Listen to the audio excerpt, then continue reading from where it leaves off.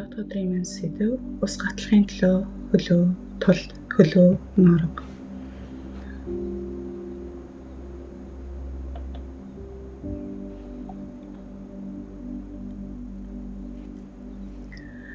За Circle Maker номыг бичсэний дараа надад ирсэн анхны гэрчлэлүүдийн нэг, мөн миний хамгийн дуртай гэрчлэлүүдийн нэг 50 жилийн өмнө Mississippi-д болсон ган ачийн тухай байлаа. За энэ нь хооныгийн тухай 1-р зууны ган ачийн төлөө залбирч дараа нь Израилийн нутгийн нэг хэсэгт бороо орсон тэр түүхтэй нэлийн төстэй. Ган ачиг Тарайлингийн ургацыг сөөрүүлэх аюултай болсон үед олон фермертэй нэгэн хөдөөгийн сум яаралтай залбирлын цуглаан зохион байгуулжээ. Олон 10 фермер залбирахаар ирсэн байна. Тэдний ихэнх нь ердийнхөө малгайгаа өмссөн байв. Гэтэл тэдний нэг нь хэд хэдэн шин зүйл авчирчээ. Та юу юм бол тааж чадах уу? За тэр нэгэн бол Бурхан бороо оруулахын төлөө залбирахаар ирсэн учраас борооны хувцас өмсөд ирсэн байна.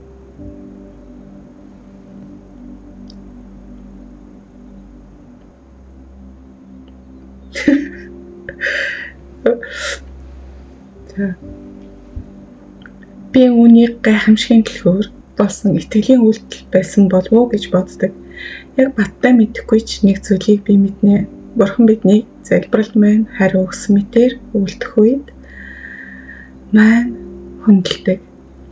Би өвдөг сүдбэн залбирсныхаа дараа итгэлийн жижигхэн алхам хийх хэрэгтэй.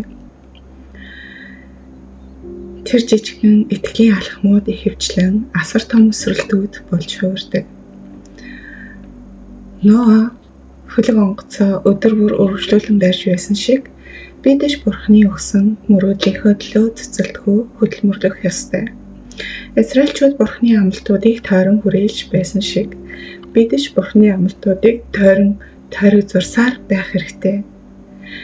Илия үйлчлэгчээ борооны үл харагдаж байгаа эсхийг дахин харахаар явуулж байсан шиг бидэж Бурханы хариуг идэвхтэй бөгөөд итгэл найдвараар хүлээх ёстой. За $85 итгэл. Бид Capitol Hill дээр хуучин байшин худалдаж авч түүнийг Ebenezer's Coffee House болон өөрчлөхөөс 1 жилийн өмнө би $85 итгэлийн алхам хийсэн юм. Тэр $85 итгэлийн алхам бидэнд дараа нь тохиолдсон $3 сая гайхамшигын суурийг тавьсан гэдэгт би итгэдэг. Би нэг удаа хүүхдүүдийнхээ сургуульд зориулж хандив цуглуулах дуудлага худалдаанд оролцож байлаа. Ихэнх хүмүүс ангиудын цэцлүүд эсвэл амралтын аяллын багц дээр үн хаялцаж байв. Харин би нэг зүйл дээр нүд унсан юм. Capitol Hill Restoration Society ийн хэвлүүлсэн холбооны үеийн байшингийн тухай юм. Байшин дээрх гэрээгээ хийсний дараа тэр номыг хэнд үнээр авч болохыг би мэдэж байсан. Гэхдээ итгэл болон худалдан авалт хоёрын хооронд холбоо байдгийг харуулах хэрэгтэй гэж мэдэрсэн юм. Алтан голтны аваад байгаа зүтэй те. Бид гэрээг авч чадахгүй бол энэ нь бүрэн утгаараа мөнгө өрсөн хэрэг болно. Гэхдээ Бурхан бидэнд үүнийг өгөх гэж байгаа гэдэгт би итгэж байсан. Тиймээс итгэлээ үйлдэлээр харуулж $85 үнэ санал болгосон. Би номоо авч хэдэн сарын дараа гэрээгээч авсан. Заримдаа бид Бурханд үнэхээр нухастай байгаагаа харуулахын тулд $85 хэмжээтэй итгэлийн алхам хийх хэрэгтэй болдог. Энэ нь бидний итгэлийг баталдаг. Зүгээр л мөрөөдлийнхөө тухай залбираад байж болохгүй. Түүний төлөө ямар нэгэн зүйл үйлдэл.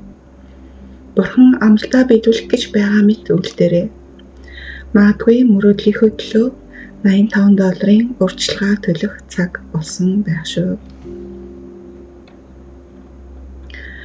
Broadway шоу үзхийг мөрөөдөж байгаа бол тасалбар худалдаж ав. Мөрөөдлийн ажилдаа зориулж сонгон шалралтанд орох гэж байгаа бол хэрэгтэй зүйлээ худалдаж ав. Олон жил хоримтлуулж байгаа мөрөөдлийн байшиндаа тавилахаас нэг ширхгийг ав. Хувьцааны нэгж худалдаж ав. Захиалгаа хий. Ном худалдаж ав. Энэ бол би үүнийг өөртөө зарлаж байна. Тиймээс би үүнийг авах ёстой гэсэн арга биш. Хэрв энэ Бурхны хүсэл биш бол түүний алдрын төлөөч бас биш юм. Тэгвэл энэ зүгээр л цаг хугацаа ирч хүч мөнгөний үргэлгэн зарцуулт байх болно. Гэхдээ хэрв таны мөрөөдлийг Бурхан өгсөн бол тэр $85 итгэл нь Бурханы хүндэтгэж байгаа хэрэг юм. Бурхан таны $85 итгэлийг хүндэтгэн. Үүнийг мөрөөдөлтөд хийж буй урьдчилгаа төлбөр гэж бодоорой. Дагалдах тэмдгүүд. Маркийн сайн мэдээний төгсгөлийн 2 үг бол тэмдгүүд дагалдав гэсэн утгатай байдаг. Марк номын бид Бурхан эхлээд хөдөлгөөсэй. Бурхан эхлээд хөдөлгөөд өгөөсэй гэж хүсдэг. Ингэвэл бидэнд огт итгэл гаргах шаардлагагүй мэт санагддаг. Гэвч бид үүнийг буруугаар үлдэж ойлгож байгаа хэрэг юм. Хэрв бид Бурхан хөдөлж байгааг харахыг хүсвэл өөрсдөө хөдөлж эхлэх хэрэгтэй. Хэрв Бурхан бидний амьдралд хөдөлж байгаа мэт харагдахгүй байвал магадгүй бид өөрсдөө хөдөлж эхлэхгүйтэй холбоотой байж болно. Итгэлийн мэдээлэл хийх шаардлагатай мөч ирдэг. Би цаасан дээр бичсэн теологийн өмнүүдийн цуглуулгыг хэлж байгаа юм биш. Амьдралаараа бичсэн итгэлийн мэдээллийг хэлж байгаа юм шүү. Итгэл бол нэр үг биш, үйл үг, үйлдэл юм. Хамгийн агуу бөгөөд хамгийн итгэл таасан мэдээлэл бол сайн амьдралаар амьдрах явдал. Итгэл, сорилт, эрсдэл, золиослолоор илэрдэг. Тэнгэрлэг оролцоогүйгээр бүтлгүүтэх нь гарцаагүй мөрөөдлийн араас зоригтой хөөцөлдөх нь өөрөө итгэл юм. Бид өвдгөө цэцтлээ залбирч болно. Гэхдээ залбирал маань үйлдэлээр дагалдахгүй бол юу ч өөрчлөгдөхгүй. Бид хөлөө итгэлийн зам дээр тавих хэрэгтэй. Юуны өмнө залбираад дараа нь босож алхам хийх хэрэгтэй шүү. Мянган бээрийн аялал анхны алхмаас эхэлдэг гэсэн эртний үг бий. Миний туршлагаас харахад тэр анхны алхам үргэлж хамгийн хэцүү, хамгийн урт алхам байдаг. Тэр алхам таныг хамгийн их айлах болно. Гэхдээ хэрэв бид итгэлээрээ тэр алхмыг хийвэл тэмдгүүд дагалдана. Үндэ ерөөлийн нуранга биднийг нөмөрч дарж орхино. Бид Бурхны ерөөл дотор бүрэн дарагдана. Бурхны ерөөл бидний араас дарж ирнэ. Бидний араас нөхөн хөөн. Хөлөө норго. Израильчууд амлагдсан нутагт орохын ирмэг дээр ирэхэд Бурхан тахилч нарт гол руу хөлөө оруулахыг тушаасан. Содордох хамгийн сөрөг зүүн совин төрүүлэх тушаалуудын нэг нь Йордан голын эрэгт хүрээд хэдэн алхам гол руу ор гэсэн тушаал байсан. Би та нарын талаар мэдэхгүй, гэхдээ би хөлөө норгох дургүй. Бурхан эхлээд голыг 2 хуваагаад дараа нь би гайхамшиг дотор алхмаар байна штэ. Тийм ээ? Тэгвэл миний хөл норохгүй. Гэвч хэрэг бид хөлөө норгоход бэлэн биш бол 2 хуваагдсан голын хувраа яруулгаар хизээж алхаж чадахгүй. Йордан гол үерийн түвшиндээ байх үедээ ойролцоогоор 200 фут буюу 60 орчим метр өргөн байсан. Гүн байсан.